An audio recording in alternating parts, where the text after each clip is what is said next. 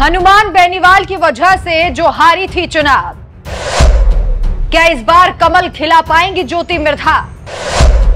नागौर में क्या होने वाला है कोई बड़ा खेला? बीजेपी ने क्यों दोबारा ज्योति मिर्धा को चुना?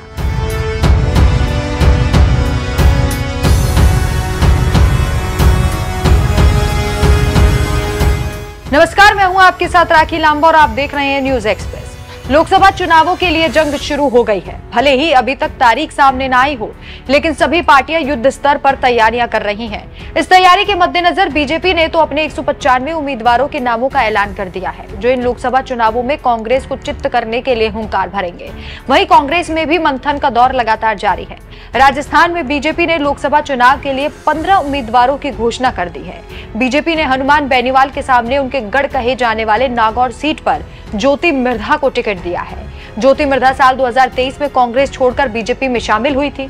हालांकि ऐसा कहा जा रहा था कि वो लोकसभा चुनाव के लिए ही बीजेपी में शामिल हुई हैं। जी हां, नागौर वही सीट है जहां जिसे हनुमान बेनीवाल का गढ़ माना जाता है। यहां से आरएलपी चीफ हनुमान बेनीवाल फिलहाल सांसद भी हैं।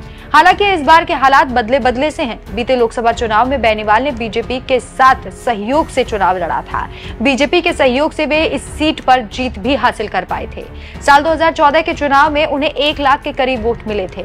अब बीजेपी के पास बेनीवाल के ही खिलाफ ज्योति मिर्धा जैसा चेहरा है, इसलिए कयास लगाए जा रहे हैं कि खुद को ज्यादा मजबूत करने के लिए बेनीवाल कांग्रेस के साथ गठबंधन कर सकते हैं। बीजेपी को हराने के लिए कांग्रेस इतनी मजबूत नहीं है कि वो अकेले दम पर जीत हासिल कर सके। ऐसी स्थिति में गठबंधन के समीकरणों पर चर्चा हो रही है। अगर ये गठबंधन हो जाता है तो इस सीट पर कांटे की टक्कर देखने को मिलेगी। ज्योति मिर्धा के लिए नागौर की सीट की राह उतनी आसान नहीं रहने वाली। मिर्धा के सामने हनुमान बेनीवाल सबसे बड़ी चुनौती है। पिछले 2 चुनावों में बेनीवाल की वजह से मिर्धा की हार हुई है। साल 2014 में जब ज्योति मिर्धा कांग्रेस की तरफ से चुनावी मैदान में थी, उस समय बेनीवाल निर्दलीय उम्मीदवार थे, जबकि बीजेपी प्रत्याशी छोटू राम चौधरी चुनाव जीत गए थे। उसके बाद 2019 में बीजेपी ने हनुमान बेनीवाल की पार्टी आरएलपी के साथ गठबंधन कर लिया। ऐसे में मिर्धा को दूसरी बार हार का मुंह देखना पड़ा, और वो भी सिर्फ हनुमान बेनीवाल के चलते। और अब एक बार फिर से मुकाबला ज्योति मिर्धा बना हनुमान बेनीवाल होने वाला है। दोनों जाटों के बड़े नेता हैं। और अब आपको बीजेपी प्रत्याशी ज्योति मिर्धा के बारे में बताते हैं, जो हनुमान बेनीवाल को टक्कर देने वाली हैं।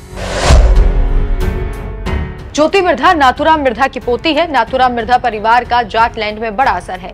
ज्योति मिर्धा कांग्रेस की टिकट से नागौर 2009 में लोकसभा सांसद रह चुकी हैं, लेकिन उसके बाद उन्हें लगातार हार का सामना करना पड़ा। इस बार ज्योति मिर्धा बीजेपी की तरफ से नागौर सीट से प्रत्याशी के रूप में चुनाव लड़ रही हैं। डॉक्टर ज्योति मिर्धा की राह इस बार भी आसान नहीं होगी। लोकसभा चुनाव भले ही मोदी के चेहरे पर लड़ा जा रहा है, लेकिन स्थानीय स्तर पर डॉक्टर ज्योति मिर्धा का प्रभाव पहले जितना नहीं रहा। 2 लोकसभा चुनाव हारने के बाद पिछले दिनों भाजपा में शामिल होकर नागौर सीट से विधानसभा चुनाव भी लड़ा। इस चुनाव में भी ज्योति मिर्धा को हार का सामना करना पड़ा। विधानसभा चुनाव में नागौर सीट से डॉक्टर ज्योति मिर्धा के सामने उनके चाचा हरेंद्र मिर्धा कांग्रेस के प्रत्याशी थे, जिन्होंने ज्योति मिर्धा को हराते हुए जीत दर्ज की। लेकिन इस बार देखना होगा कि ज्योति मिर्धा की जीत होती है या फिर हार, क्योंकि इस बार फिर से मुकाबला इस लोकसभा सीट पर हनुमान बेनीवाल वर्सेस ज्योति मिर्धा होने वाला है। और दोनों ही जाटों के बड़े नेता हैं। दोनों के पास ही जाट वोट बैंक बटा हुआ नजर आ रहा है। लेकिन आपको क्या लगता है कि इस बार कौन बाजी मारेगा? क्या बाजी पलटेगी या फिर एक बार फिर से हनुमान बेनीवाल ही सांसद बनेंगे? हमें अपनी राय कमेंट कर जरूर बताएं। नमस्कार।